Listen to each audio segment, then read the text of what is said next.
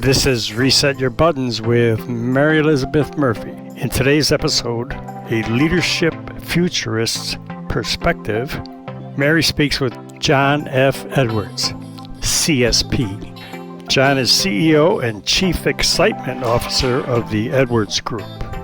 They take a deep dive with John's drawing on his experience in leading, learning, executive development initiatives at Fortune 100 organizations.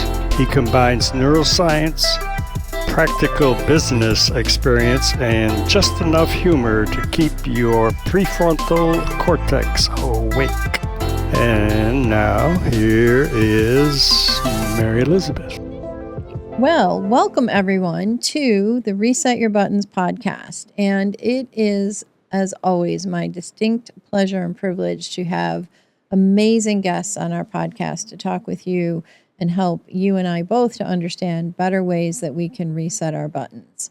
And today I have with me John F. Edwards, CSP, CEO and Chief Excitement Officer of the Edwards Group.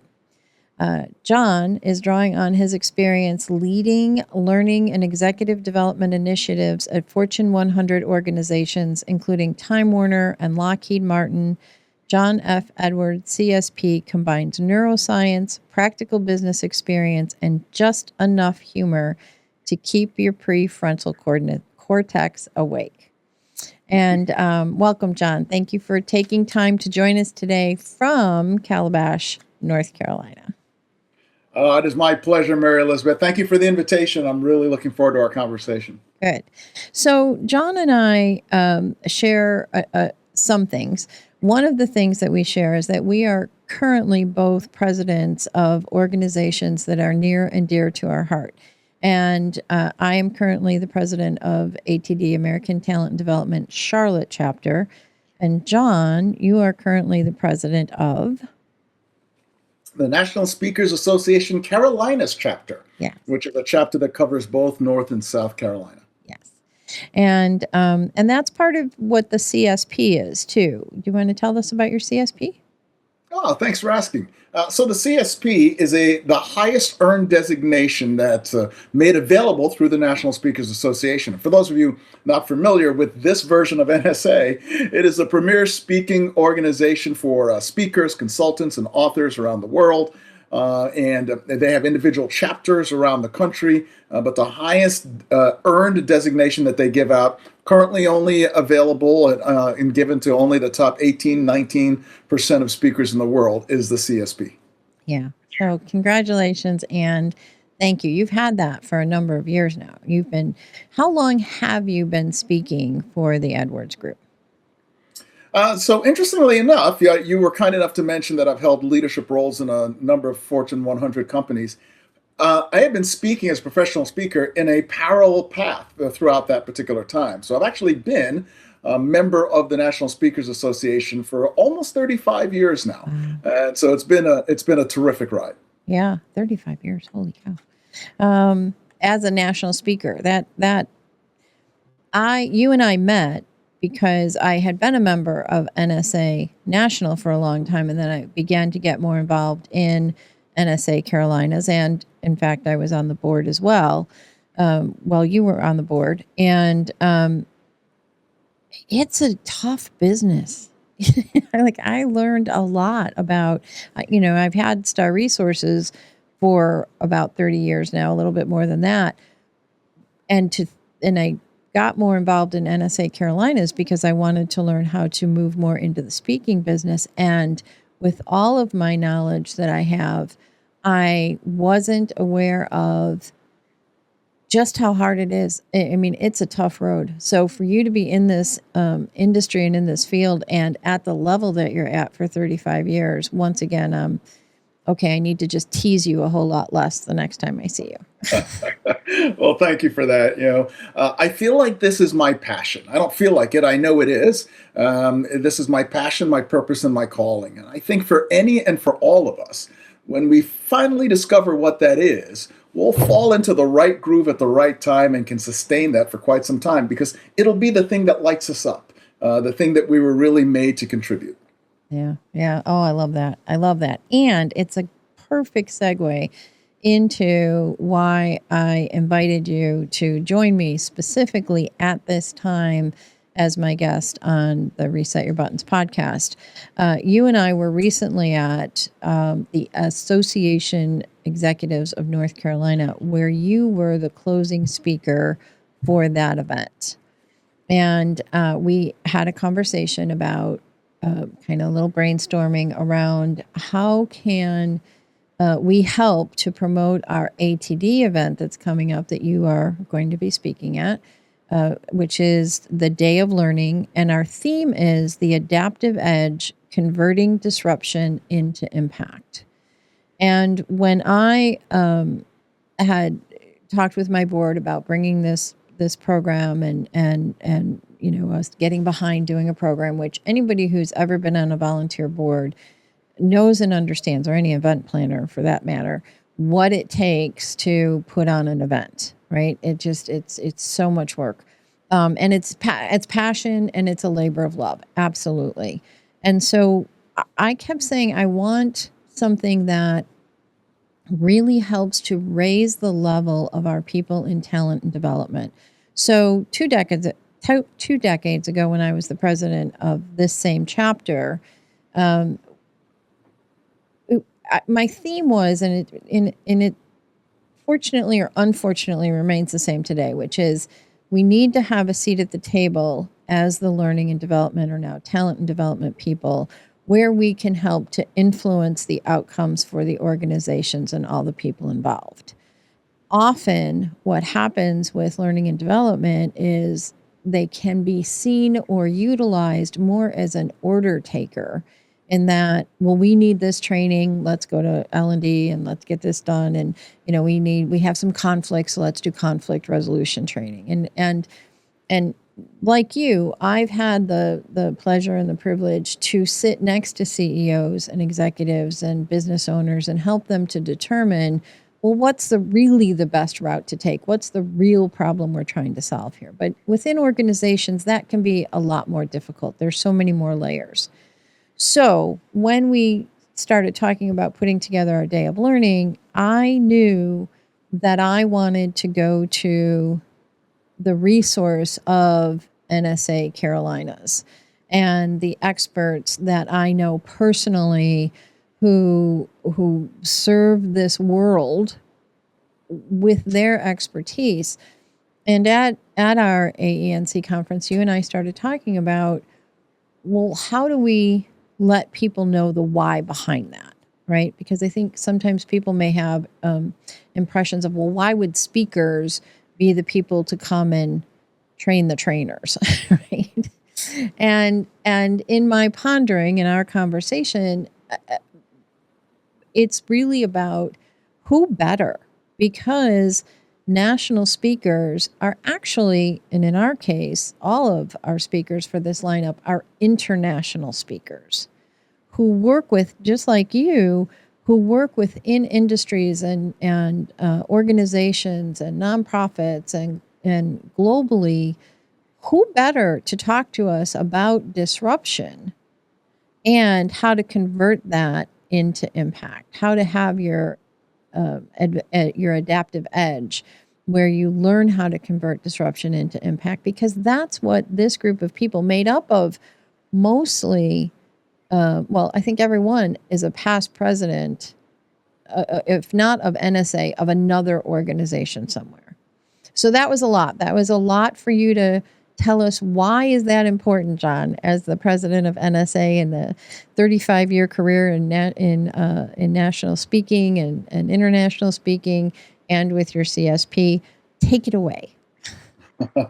Thanks, Mary Elizabeth.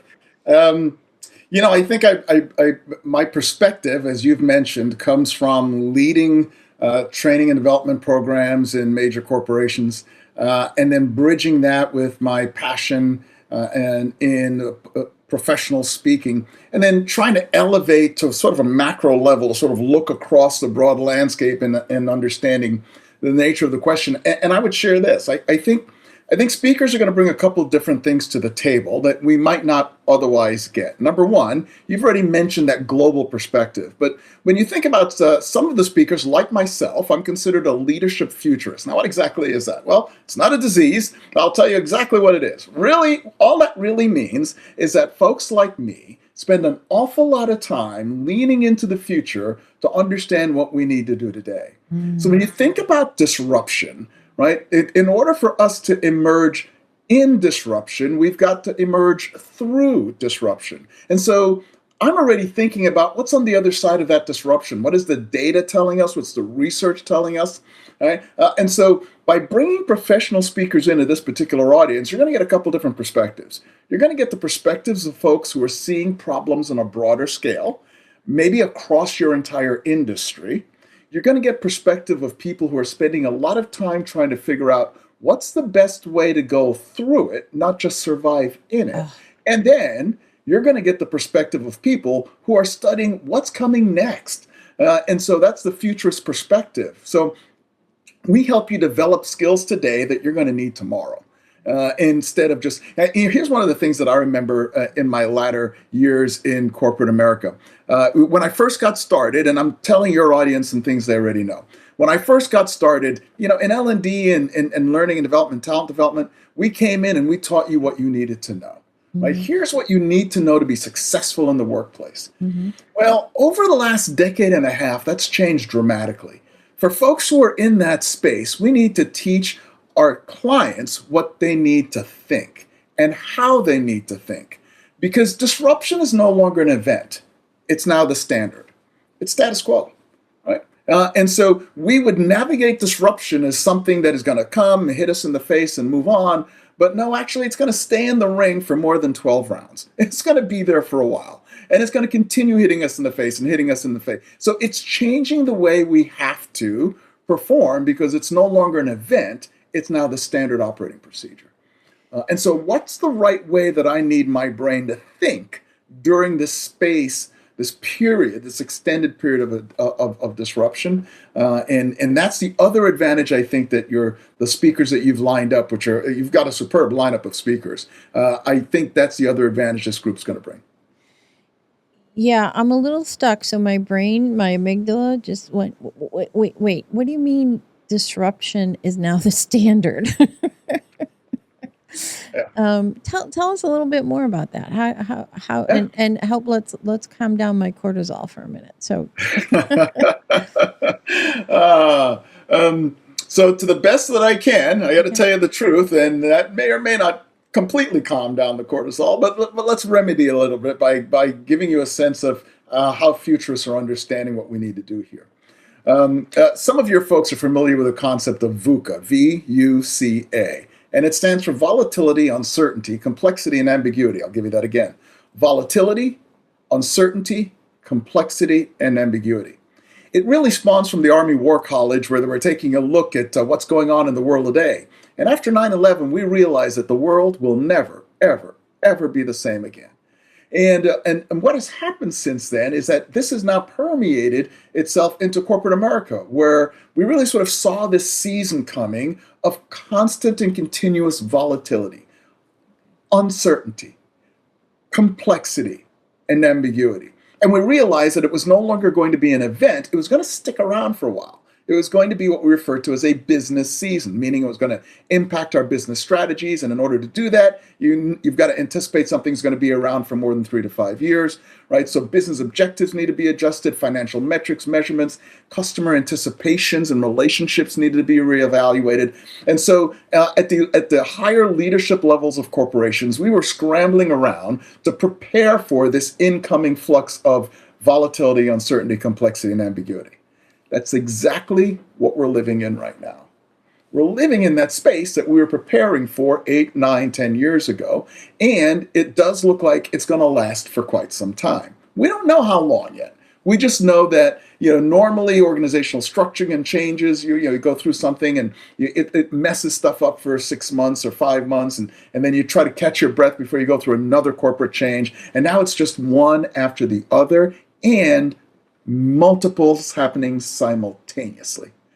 And this is probably going to be something I'll get into during the ATD presentation. But what that does to the human brain is going to redefine disruption. I mean, we're just not made for that. And so our natural response mechanism, we need to change the way we approach. We need to reframe the way we think. And we need to change the way we communicate and act as a result in order to be successful in this highly disruptive environment. So it's something that's here to stay. It's no longer an event. It's now the environment in which we need to learn to operate in. So I need water. So when you say that, and we, so many things were going through my head as you were saying that, and I was thinking about the idea of the generations and all the generations in the workplace now, and how do we, both as, from your perspective, both as talent and development specialists, as well as national speakers, how do we help prepare our workplaces for that? And how do we make sure that we're all talking to each other about this? Like, as you're saying, accept this as the new normal. So that's the first step, right? Right. So one of the things I just noticed when you first brought it up is I recognized, right, that I was having a little bit of a panic attack, I'll admit. And so what expectations should we be having that and you, again, with your expertise and knowledge, particularly around our brain works, how do we manage those expectations? Yeah. So that's a really good question. And the experience that you just had physiologically in reacting to the news that VUCA is here to stay for a while is exactly the kinds of reactions that so many people are having. And here's the catch. Not everybody knows what the reaction is about. They just know that they're uncomfortable. They just know that they are suboptimally performing. They just know that they are stressed. They know that they're experiencing some negative feelings and emotions, but they're not always able to label it. And that's why conferences like the one that you're planning become so incredibly important. When we get together with folks who are going through the same things that we are, and we get to learn together about it, it creates a normalization of those feelings. And we start to move from feeling unusual to, oh, this is normal. Even though it's a negative feeling, it's okay that I'm feeling this way. It's okay that I'm experiencing this in the workplace, because as you know, as soon as I'm able to give it a name, I'm able to start thinking about how to navigate it, control it, and mitigate it. But until then, I'm just in what I call a swirl. Like for leaders, I call it operating in the fog, leadership in the fog. I know I'm somewhere. I just don't know where I am, and I'm not clear on where I should be going because I haven't been able to name my waypoints. I haven't been able to name my destination. I haven't been able to spot my lighthouse. So conferences like what you're putting together allow people to identify these major stepping stones, these major lighthouses, these major waypoints of, I may not know where I need to go in 10 years, but I now have clarity around where to go next. And that is powerful for the human brain, is to just understand what to do next. So that's a powerful aspect of what's going on there. And as I mentioned before, reframing becomes my secret super weapon. And what do I mean by that? Well, as soon as I start thinking about situations differently, for example, I no longer have to be an expert in what to do. I've got to help you to be flexible in how to think. When I reframe that, it now targets my brain, my prefrontal cortex, towards the true objective. And the true objective is I'm transitioning from content and curriculum that says this is what a good leader does, and I'm switching to content and curriculum that says this is how a good leader can be agile. This is how a good leader can think about things, right? And the way that I normally say it when I'm in front of a group of leaders is, hey, it's no longer about being the smartest one in the room. It's about getting the smartness out of everybody else in the room. And so reframing enables us to start thinking about the problem differently, and then we can now see how we can be part of the solution. I think that's a great place for our talent and development people to be, right? I mean, they know that inherently, that like this is what we do.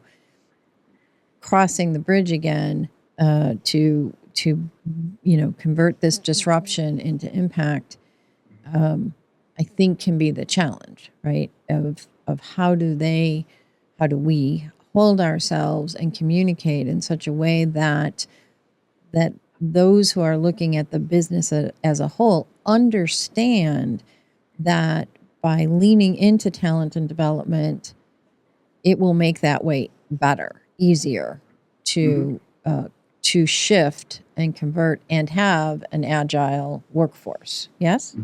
Mm-hmm. Yeah. Yeah. Awesome. Okay.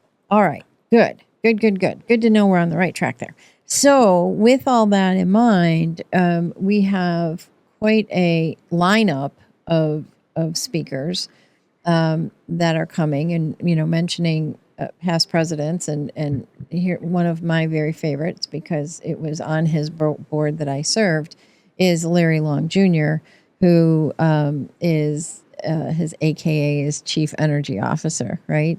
And Larry is going to be presenting, and this is kind of interesting, and I know I'm asking you to kind of talk about other speakers, but along this same line, why this might be important for for anyone in talent development, or anyone who's listening to our podcast today, right?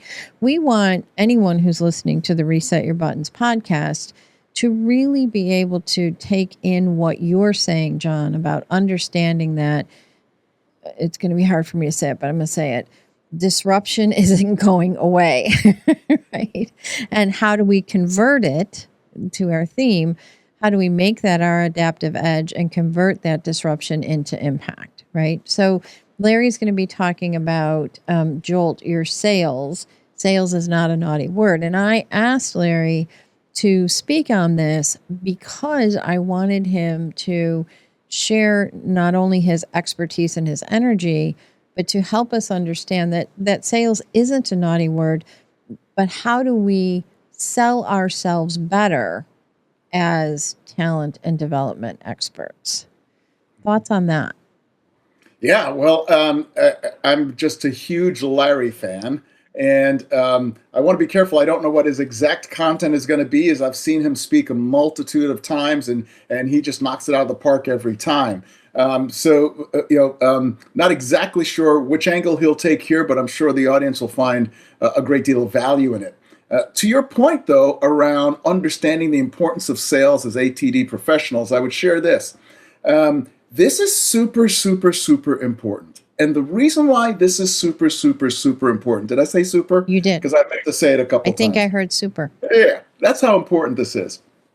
The reason this is so important is because we have a major rebranding that we have to do. Not want to do, not need to do. We have to do it, my friends. Listen, I'm on your side, I'm on your team, and so I'm going to tell you the truth. We need to change the way people see us in the workplace. Right now, many of us are seen as transactional devices, and that's not very powerful to the strategic bottom line. And you know what I'm talking about. They have knocked on your door multiple times asking you to justify your ROI in the business, right? Why should we give you the budget? What have you done for me lately? And that's the evidence that we're being seen transactionally. So here's what we need to do.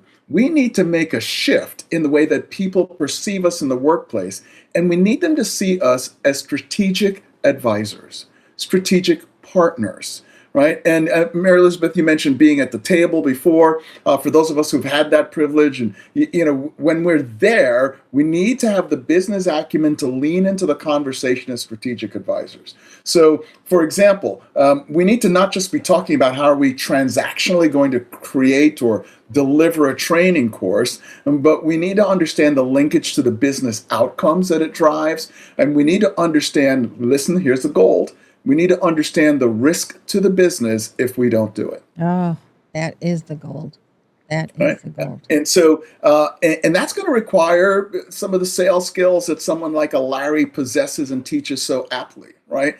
And it's going to be relationally based, which is one of Larry's favorite words. How are we building relationships in the workplace so that we're perceived differently, not as transactional individuals, but as strategic advisors? So, and you'll know you're a strategic advisor when a senior executive says, well, what do you think about this? Or what should I do about this? When they start asking you those kinds of questions, you'll know that you're positioned really, really well. And that's really the turn that we need to make in corporate America to change the way that ATD professionals and talent development, learning and development professionals, and organizational development professionals, we need to change the way that we're seen in that regard. Yeah. That's really, really helpful, John. And I think that that's a great way of positioning it. I want to talk a little bit also, and I'm not going to go through all of our speakers, because one of my challenges was I started with 4 and now I think we have 6 or 7, and I had to promise the board, okay, that's it, I won't add another person. But Mike Mooney, when I first started talking with him, also a past president of NSA Carolinas, and started to describe this to him, he mentioned, and his presentation is going to be on the spotter's view. Now, we're having this event at the Charlotte Motor Speedway, and I made a mistake of not knowing my audience well, which is a little embarrassing to say, because it was my ATD chapter audience when I was with Lauren Ainsley, another national speaker, and we were promoting the event. And I said, so, everyone understands what spotters do, right? And they all looked at me like, I had 2 heads or something. Like, it was like, and I later, stepped back and like, maybe it would have been helpful to ask any NASCAR fans in the room, because spotters are as I explain it, and I've heard it said, it's not the only way, and my husband would be the first to give us a much more detailed understanding of what spotters do.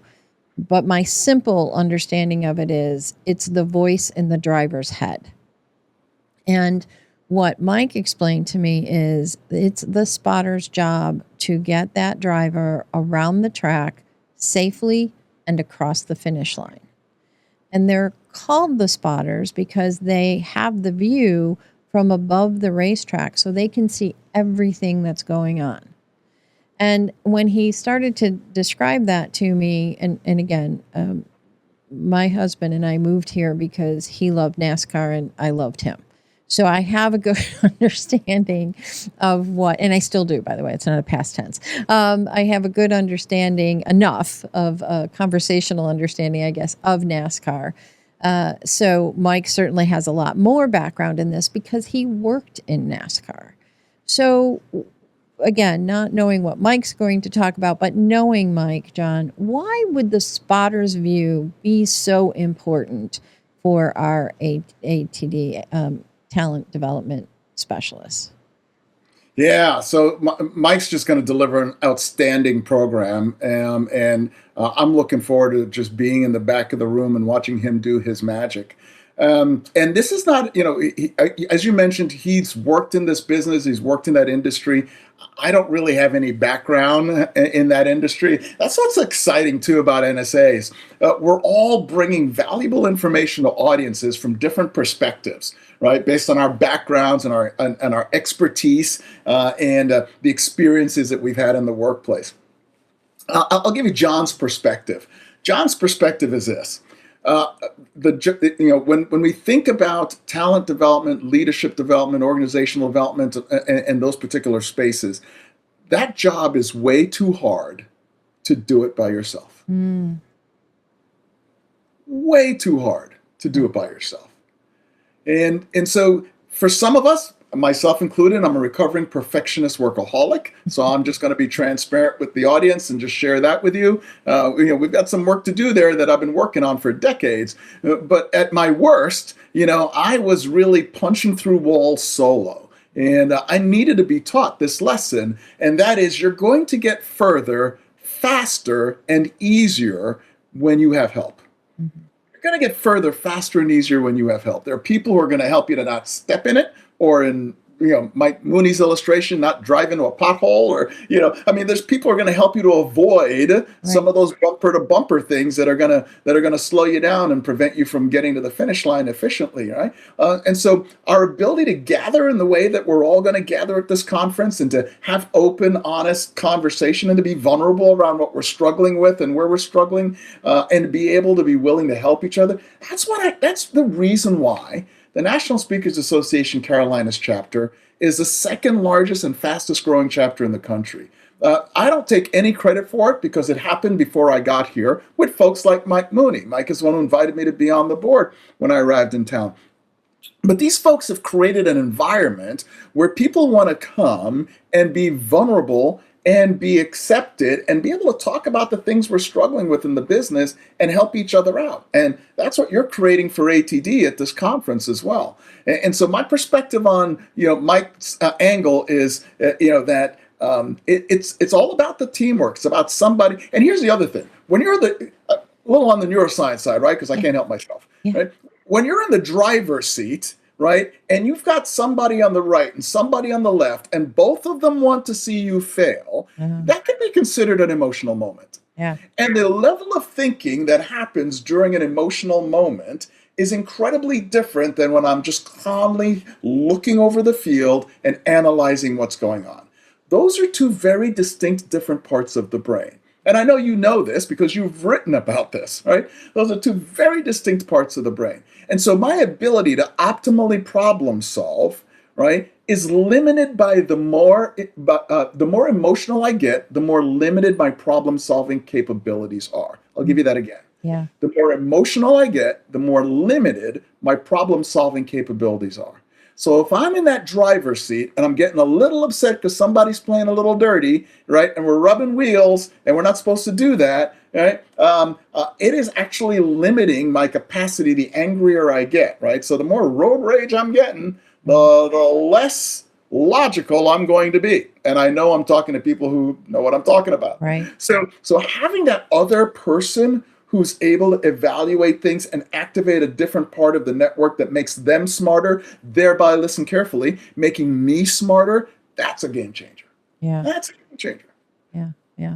Yeah. I think, again, thank you, because you've really highlighted what is in the vision of what we're wanting to bring to our members. And that is that understanding the importance and what each person from our NSA world is coming and bringing to our members through this messaging. We have 4 or 5 other speakers that you and I don't have time to talk about today, all of them as much as we would like to, because we know each one of them and we love each one of them so much because of their hearts, because of what they give. And if I could have, brought in even more, I would have. But it's not a conference; it's a day of learning. So with that, I do want to just mention to our listeners, it is going to be September 17th and 18th at the Charlotte Motor Speedway. And for those who are interested in coming in and hearing John and hearing from the other speakers and presenters, we have Allie Pleiter, Ruby Brown-Herring, Jessica Pettit, Chris Vasami. I think I've just about got everybody, and if I forgot somebody else, I apologize up front. But it's going to be at Charlotte Motor Speedway, September 17th and 18th. And to register, go to atdcharlotte.org. It's right on the homepage. It'll take you right there. And if you bring 5 friends or come as a group of 5, you get a discount. So maybe, John, you could say just a little bit about what you were just saying as far as group learning goes. Like if you come, and we've been pressing this with some of our emails, if you come together as a team and take in all of this learning, how does that really help our brain and our ability to apply it when we get back to work? Yeah, that's a great question. And so there's a 3-part answer, right? Shared learning, shared recall, and shared experiences. So something happens to you and I when we're members of a team and we go through shared learning together. We're able to process it differently because we're able to talk about it differently, meaning we're able to apply it into our very specific environment. There will be no one else at that conference that understands exactly what you're going through, like someone who works for the company you work for, doing the kind of job you do, or did it before, or just has some intimate knowledge of it. It accelerates the kind of conversation you can have about what you're learning. That's what shared learning is all about. Shared experiences is really centered on you and I just had an experience together. We had a laugh together. We learned a new word or new language or a new model together. And so it accelerates our communication techniques. It accelerates, listen carefully, it accelerates our trust to have had that shared. You know this, folks. When you get together with folks that you work with and you just have an experience, maybe it's a meal, but when it gets accelerated, when it's a conference like this. And so that shared experience. So now we can work more efficiently together. We can accelerate how fast we get to high performing and stay there. And so that's the shared, experience. And then shared recall really has a lot to do with you're going to remember some things and I'm going to remember some things, and neither of us is going to remember everything. Mm-hmm. And so when we get back to the workplace and I show up at your office door or a virtual meeting and one-on-one, and I'm like, you know what, Mary Elizabeth, I'm just really struggling with this. You'll be the one who'll be able to say, hey, remember when Mike Mooney taught us about doing this, or when Larry said this? Let's try that. Right? And so we're able to have a higher level of application of the material because we're all going to remember something different coming out of it. And by staying in contact with each other subsequently, we actually help each other get smarter, faster. I love that. Smarter, faster. And in a time of the new norm is disruption, we really need to be smarter, faster, don't we? We really do, because the days of being the smartest person in the room are long gone. That's no longer possible. Somebody's sitting next to you who probably just got out of college and doesn't even have half the years you do in the workplace, but you know what they have. They have a smart device, right? And that smart device can come up with answers way, way faster than you and I can, even if it's hallucinating 20% of the time, right? And so the strategy around the value we bring to the table has to change. Yeah. John, we could talk forever, and we do, and it really is such a pleasure and a privilege and truly an honor to have you coming to speak, to join me today on the Reset Your Buttons podcast. Tell our listeners, and of course we always put it in our show notes and everything, but where can they find you besides at the ATD event in Charlotte? Where else can they find you, and what can they look forward to that's coming from the Edwards Group? Yeah, well, I do make it a personal mission to try to take a nap on the beach once a week, but I'm not sure that that's what you're asking.